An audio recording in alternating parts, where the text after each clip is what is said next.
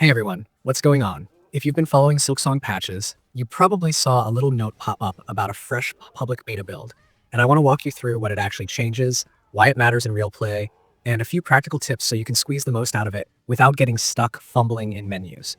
First things first, the build is V1.2928 Neuro, and it's a small but meaningful follow-up to patch 4. It's essentially the finishing pass on the big controller overhaul and a handful of targeted bug fixes that touch enemies, bosses, and a couple of skill interactions that speedrunners and challenge players have been toying with. Team Cherry's framing is simple. It's in public testing now on PC and planned to roll into the next live push for everyone, with those same changes bundled into the upcoming console update. If you're on PC and like early access to tweaks, you can hop into the public beta branch on Steam to try it now. Otherwise, you'll see it fold into the next general update shortly after this test window. The headline is an advanced settings expansion in the controller menu, which is a direct response to feedback after patch 4 switched the game over to Unity's newer input system. Big picture, that switch was great for recognition and rumble support across more pads, but it also left a few edge cases, especially on certain Mac setups, where previously working controllers got quirky or stopped being detected. The new beta adds a safety valve. You can open Options, Controller, Advanced, and choose platform-specific options like MFI or Xinput, and you can even flip back to the old input system entirely if the new one is giving your setup a hard time. This isn't just a random toggle. It turns a one-size-fits-all change into something you can tune to your hardware. If you've ever bounced between a DualSense, an Xbox pad, and a third-party controller through Bluetooth and USB during the same weekend, you know what I mean. Little differences in drivers or connection modes can make games feel perfect one day and flaky the next. This menu gives you a quick path to sanity without waiting for another patch. Let's talk practical use. Suppose you're on Windows with an Xbox-style pad and everything felt buttery smooth after patch 4, but then the beta arrives and rumble seems inconsistent or your triggers feel off. Pop into Controller, Advanced, and try switching to the X input option first. Back out, test a room with lots of hits, arena waves, or a boss you know well, and see if the feedback lines up with your muscle memory. If you're on macOS and something that worked through Bluetooth suddenly isn't showing up, try a wired connection. And if that still misbehaves, use the advanced menu to revert the input backend as a diagnostic step. That one change can tell you immediately whether your issue is the new system not loving your driver or something else entirely. For folks who have a very specific setup, say a wired 360 pad on a Mac, remember that even in the main patch 4 notes, Team Cherry mentioned those sometimes need an extra driver after the switch. Pair that knowledge with the old input system toggle, and you've got both a short-term workaround and a path to proper configuration without giving up playtime. Now, the bug fix side of this beta is small but spicy, targeting things you've probably seen clipped in highlight reels or argued about in speedrun chats. Gloom sacks now properly damage the player on impact when you're sitting at a single mask. That sounds tiny, but anyone doing low-life challenges knows those edge cases can flip a segment from tense to trivial. Fixing it restores the intended threat profile and keeps low mask rats honest. Lace in the Cradle had a quirk where her slash sometimes didn't register damage after she was stunned. One of those, wait, that should have hit me. Moments that feel great for the player but aren't consistent. With the beta, that inconsistency is addressed, which should tidy up the duel's rhythm for both casual fights and no-hit attempts. Beast's Needle Strike had a corner case where you could gain unintended height when executed mid-air. And while it was a cool party trick for sequence breaks, it also muddied the skill ceiling by making certain skips more about exploiting physics than about mastery. That extra elevation got pulled back to match intent.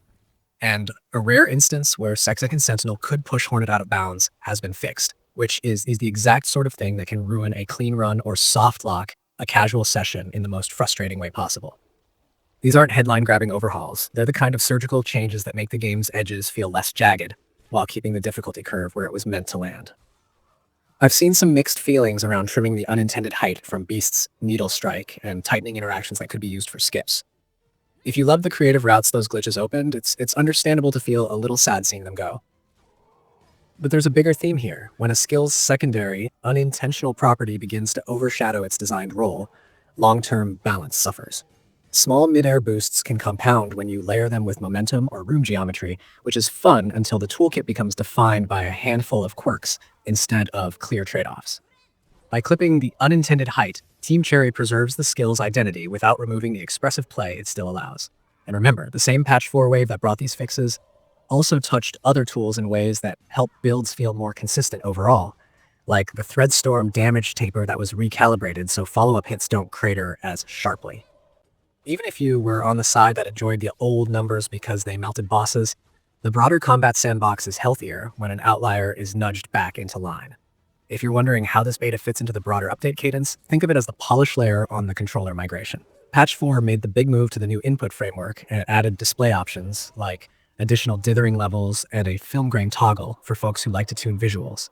That was the let's land the plane phase. This beta is the let's make sure the landing gear lights up on every runway phase.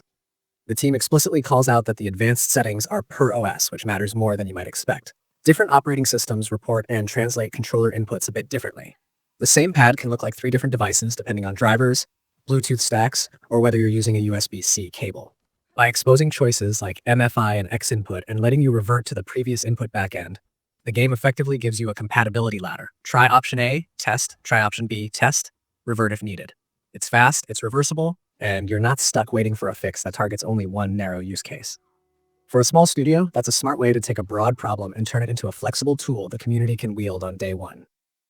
Let me paint a realistic troubleshooting flow for you, because nothing kills a session like a controller that half works. You boot the game, and your pad isn't detected. Step 1. If you're on Steam, make sure Steam input isn't forcing a weird profile.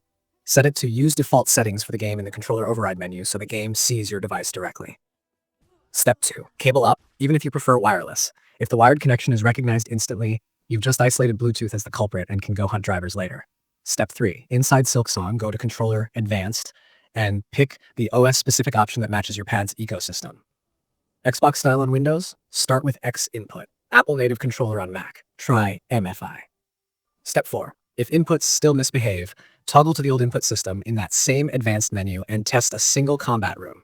If it's smooth there, you know it's not your hardware. It's the new backend plus your drivers. You can keep playing and report the details to Team Sherry via their bug forum while staying unblocked. And if you're someone who swaps pads constantly, say a DualSense for most games and a Switch Pro controller for platformers, write down the combination that works for each, or name a Steam controller profile so you don't have to remember which one wanted what. These are small quality of life habits, and this beta exists to support exactly that kind of player freedom. Let's circle back to the micro fixes because they have practical consequences for a bunch of communities. For challenge runners pushing one mask segments, Gloom Sacks restoring the intended content attack damage means you can't treat certain screens as freebies anymore. That's good for viewer clarity too. There's nothing worse for an audience than seeing a hazard that only sometimes matters. For folks who live in boss arenas, the lace change removes a frustrating non-hit that could make learning windows fuzzy. Consistency is training wheel gold. Once a slash always lands, your spacing drills become muscle memory instead of guesswork. And the second Sentinel out-of-bounds issue being closed is validation that the team is watching for geometry gremlins that invalidate long attempts. Whether you're speedrunning or casually exploring, losing a run to a boundary shove feels awful. Tuning that away is exactly what a late-cycle patch is meant to do.